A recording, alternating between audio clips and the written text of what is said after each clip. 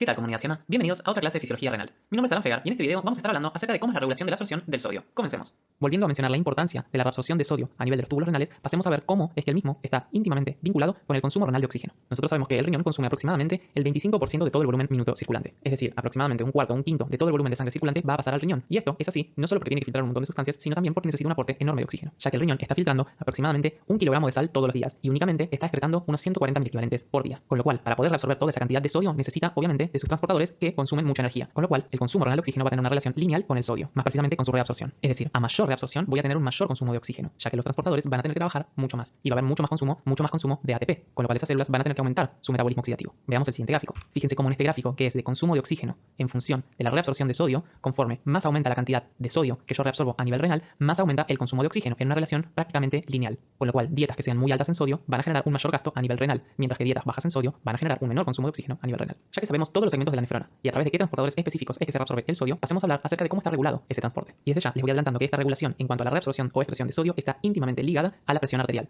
ya que habíamos dicho que un aumento en el sodio plasmático va a ir acompañado de un aumento en la volemia y por lo tal un aumento en la presión hidrostática y por lo tal un aumento en la presión arterial. Con lo cual se van a poner en juego un montón de mecanismos para tratar de contrarrestar este aumento en la presión arterial secundaria al ingreso extra de sodio, es decir, del balance positivo de sodio. Por un lado, tenemos a la regulación intrínseca, que es nada más y nada menos que el feedback túbulo-glomerular, del cual ya hablamos en clases anteriores, y que no depende de absolutamente ningún otro sistema, es decir, el feedback túbulo-glomerular únicamente actúa a nivel renal, indistintivamente de si este riñón se encuentra en el organismo o fuera de él. Y este feedback túbulo-glomerular es el que permite que siempre se reabsorba el 70% del sodio a nivel del túbulo contorneado proximal, y está dirigido básicamente por qué tanta concentración sense de cloruro de sodio la mácula densa. Y por otro lado, vamos a tener a la regulación neurohumoral, que habíamos dicho que esta regulación se ponía en juego siempre y cuando estuviésemos en un balance positivo o negativo de sodio, ya que la regulación intrínseca únicamente permite al riñón poder manejar un balance de sodio que sea neutro. Esto lo mencionamos en la primera diapositiva. Dentro de la regulación neurohumoral vamos a tener el sistema renina-angiotensina-aldosterona, que es uno de los más importantes a este nivel. Vamos a tener también al sistema nervioso autónomo, simpático y parasimpático. Vamos a tener a la hormona antidiurética, vamos a tener al péptido natriurético atrial, vamos a tener a las prostaglandinas y también al óxido nítrico. Como ya les había dicho, estos mecanismos se activan cuando la ingesta de sodio se desvía de lo habitual, es decir, cuando estamos en balance positivo o negativo de sodio. Y como ya les había mencionado que anteriormente la regulación intrínseca era totalmente independiente de los demás sistemas, sepan que cuando se activa la regulación neurohumoral, estos van a adquirir jerarquía. Esto quiere decir que las distintas funciones van a quedar a cargo de estos sistemas, incluida la regulación intrínseca. Es decir, haciendo una homología con el marcapasos, ahora estos se van a volver, entre muchas comillas, el marcapasos y van a dictar las órdenes. Y la regulación intrínseca va a quedar bajo el control de los distintos mecanismos neurohumorales. Es decir, ya no se va a manejar por sus propios términos. Y en muy resumidas cuentas, esta regulación se va a dividir en dos sistemas.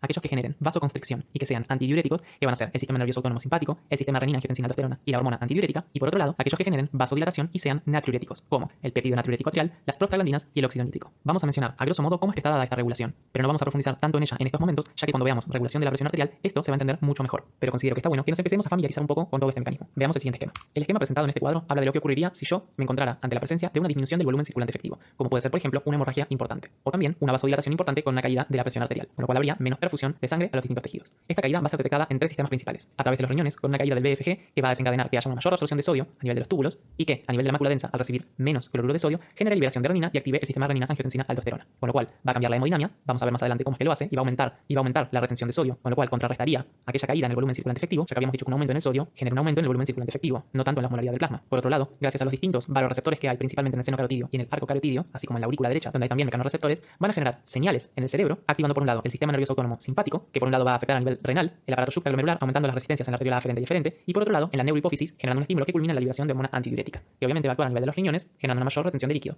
Más adelante, en otras clases, hablaremos específicamente de la ADH, pero sepan que básicamente actúa a nivel de los túbulos colectores, culminando en la reabsorción de agua. Finalmente, a nivel de las aurículas cardíacas, como ya habíamos mencionado, sus distintos receptores, al haber una caída en el volumen efectivo circulante, va a generar un estímulo negativo y no se va a liberar péptido natriurético atrial. Este es el único ejemplo de todos los que vimos anteriormente que funciona por estímulo negativo. Es decir, cuando aumenta el volumen efectivo circulante, es que estos mecanorreceptores al estirarse favorecen la secreción de péptido natriurético atrial, culminando en natriuresis, es decir, excreción de sodio a nivel renal. Entonces, al inhibir la secreción de péptido natriurético atrial, es que generamos mayor retención de sodio para contrarrestar la caída en el volumen efectivo circulante. Nuevamente, sepan que esto es un pantallazo general y que vamos a desarrollarlo más adelante cuando veamos regulación de la presión arterial. Veamos el siguiente gráfico de qué es lo que ocurriría en el organismo luego de que ocurra un descenso progresivo de sodio desde 350 miliequivalentes por día hasta unos 10 miliequivalentes por día. Conforme vayan aumentando los días y yo vaya descendiendo el consumo de sodio, fíjense que la caída en el volumen efectivo circulante va a hacer que progresivamente empiece a haber un aumento del sistema renina-angiotensina-aldosterona, ya que habíamos dicho que una caída en el volumen efectivo circulante era un estímulo positivo para estos sistemas, mientras que el péptido natriurético atrial, conforme va disminuyendo el ingreso de sodio, va a ir disminuyendo progresivamente, ya que una caída en el volumen efectivo circulante es un estímulo negativo para el mismo. Finalmente, pasemos a hablar un poco acerca del sistema renina-angiotensina-aldosterona. El mismo ya lo han visto materias como histología y lo vamos a ver en repetidas ocasiones en fisiología. Así que el siguiente esquema sirve más o menos a modo de repaso. Siguiendo con el ejemplo del descenso de la presión arterial, como lo es el caso, por ejemplo, de una vasodilatación sistémica exacerbada o una hemorragia severa, podemos ver que esto desencadena a nivel del aparato supraglomerular la liberación de renina. La renina va a actuar en el plasma sobre el angiotensinógeno que es secretado por el hígado y lo va a transformar en angiotensina 1. La angiotensina 1 va a transformarse en angiotensina 2 gracias a la enzima convertidora de angiotensina, o también llamada ECA.